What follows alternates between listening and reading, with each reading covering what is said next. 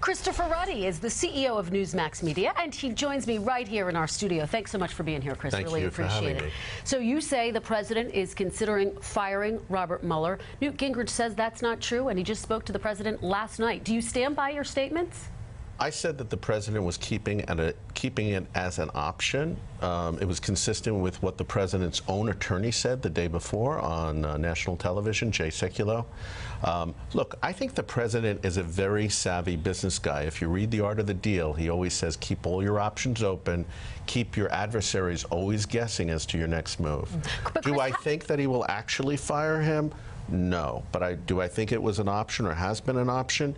Yes. How do you know that it has been an option? Is this something that you're hearing from his top officials? As you know, I run Newsmax, which is a very well-regarded website. Anybody can take a look at it, and they will see we have very good sources. I talked to many people in the administration.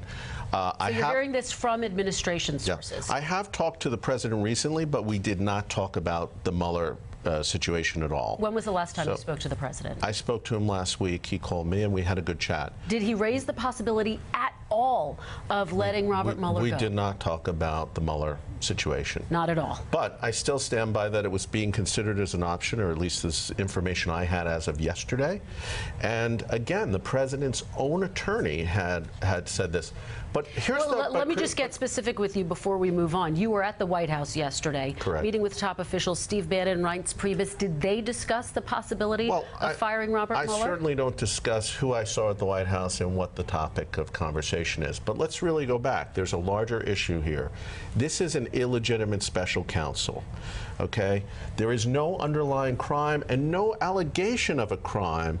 The statute for the special counsel, really important for your viewers to understand this, says that a special counsel can only be triggered if there's an underlying criminal probe. And everybody is good. Could you just tell me, Kristen, what is the allegation against the president or any of his officials? Look, obviously the legitimacy of the special counsel would be up for debate, but I just want to go back to your meetings at the White House. And obviously Democrats would disagree with you, and a lot of Republicans would disagree with you. They would say there's a real need for the special counsel. But let me go back to your meetings at the White House yesterday. You don't want to give me the names of who you met with, but did the top officials who you met with say the president is actively considering firing Robert Mueller? I wouldn't ask you as a journalist I did not talk to the president about the issue. I do not believe he will fire him. I think if they did fire, it would be a mistake. I do believe he has the legal right to do it. I do believe it was considered as an option, as the president's own attorney said on Sunday. Is it an active option? Is he actively considering it? Look, you should really speak to the White House. I just told you what I knew. And my larger issue is that the president is under immediate attack that no other president in history has had.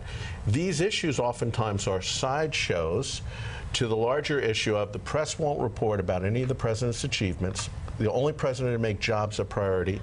He's putting... Understood. But Chris, you did raise this issue, so I just want to nail down. Why do you feel confident that it was an option? Is it because of something that you heard from top officials at the White House? I've already said that I'm not going to reveal who my sources are, but that I felt confident in saying it, and it was also consistent with what the president's own attorney said. And you heard from Sean Spicer last night, I understand. What was his message to you? Well, Sean said that he was hoping that I would put out a tweet indicating that that I had not spoken with the president. I said to Sean, I had never claimed, I was on PBS last night with Judy Woodruff. I never claimed that I had spoken with the president or I got any information from the president. The White House later issued a statement saying that I had not spoken to the president on this matter, which is true, but I didn't understand, since nobody ever claimed it, why would you issue a press release? Again, I think the White House Communications Office is doing a disservice to the president by not focusing on the fact that you have several now top prosecutors with Director Mueller that have donated to Obama's campaign and Hillary Clinton's campaign. This is a partisan, I believe it's a partisan effort to get the president by the special counsel, that it serves as a threat to even though there's no underlying crime, we know these investigations are like octopuses. And again, I was hoping maybe you could tell me what is the crime the president committed or any of his staff, or what's the allegation? Well, and the special counsel obviously trying to get to the bottom of what happened with the election and Russia's meddling. But let me, I don't want to get sidetracked here. I don't want to get sidetracked here. Let's go back to your comments that you just made about the communications department. You referred to some of the president's team as amateur hour. Tell me what you mean by that. Well, I think if you're putting out press releases at 11 o'clock at night saying that Chris Ruddy did not speak with the president on this matter when I never claimed I did, it seems a little ridiculous, doesn't it? Look, I think the president himself gave his own communications department a C+, and I think they have had a lot of fumbles. And we have, I think, one of the most remarkable presidents, the first citizen president. Took presidents 30 years to open up China. He did it in 90 days. This is a guy that's getting NATO countries to finally pay their fair share. No other president has put them to the mat on this. He's doing an infrastructure program that President Obama could have done. Tax reform's coming. There's so many things that he's done, and he's not getting any credit, and there's no discussion of any of his achievements because, frankly, you guys were upset about the election result. And that trip that you mentioned was widely covered, but I just want to press you on that point. You're taking aim at his communications department. I've spoken to folks inside the White House who say, you are not in contact with the president. You don't know what you're talking about in regards to him. What do you say to that type of criticism? I don't know who you're talking to because I've had great contact with the president through many, many years. I consider him a friend. I supported his election, and I think he's doing an amazing job. No president in history has had the media attacks this president has had, and it's unrelenting.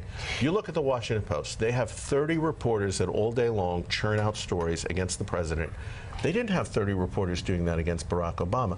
Look at the poll numbers. The poll data shows that the president is enjoying almost the same support among likely voters as he did when he was elected.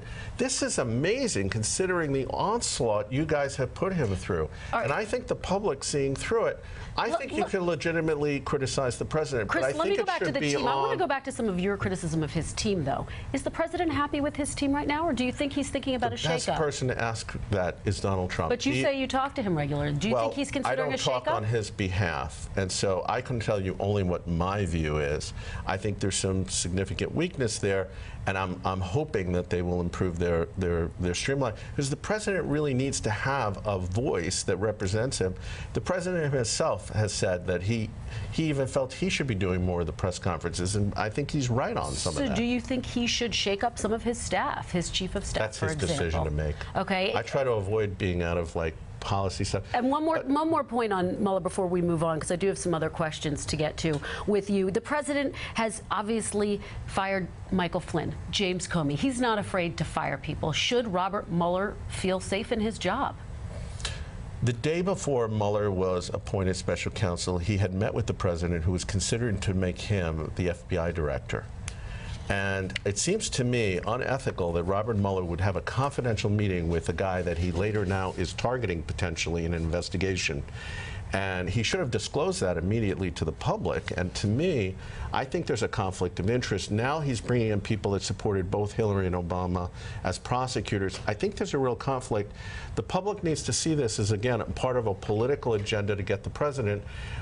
Look, I'm for a Congress doing, nobody in the White House has ever called for ending no obstruction, never called, the president never called for the FBI to end its investigation, for the House or Senate to end it. But it's not. Sessions is testifying today. He'll be very open. He's not going to hide anything. But the public is being fed this constant stream that somehow the White House is hiding something. But it sounds like you're saying Robert Mueller shouldn't necessarily feel secure in his job. I don't want to make a judgment. I just know that the president has the right to fire him. I think technically he was appointed special counsel without any legal basis, because it says there has to be an underlying criminal probe. Some Republicans say it would be politically dangerous to do so. I don't think it would be a good move at this point. But I do think it's obviously a political effort, and I think the public needs to have a full disclosure of the facts here. And I still want you to know, and you haven't answered my original question, what is the allegation of the crime the president or his staff committed, and what's the evidence of it? They keep saying the investigative agencies keep saying there's no collusion, and yet there's more and more investigation. So you have to ask yourself, why do they keep hiring prosecutors if there's no underlying evidence? Well, let's get to the investigation, because obviously the focus today, the testimony by Attorney General Jeff Sessions. I know based on my reporting that the president was very frustrated that he recused himself. Do you think it was the wrong move for Sessions to recuse himself? I haven't spoken to the president about it, but my view is that Sessions should not have recused himself, and that Rosenstein should not have appointed a special counsel, And he didn't have the legal authority to do it because there was no underlying criminal probe as the statute requires. What do you think the president's relationship is with the Attorney General, Jeff Sessions, right now as he heads into this critical testimony this afternoon? I am not privy to what the nature of that relationship is. But do you think the president thinks he has Jeff Sessions' loyalty? Again, I haven't spoken to the president on it. I wouldn't comment on it.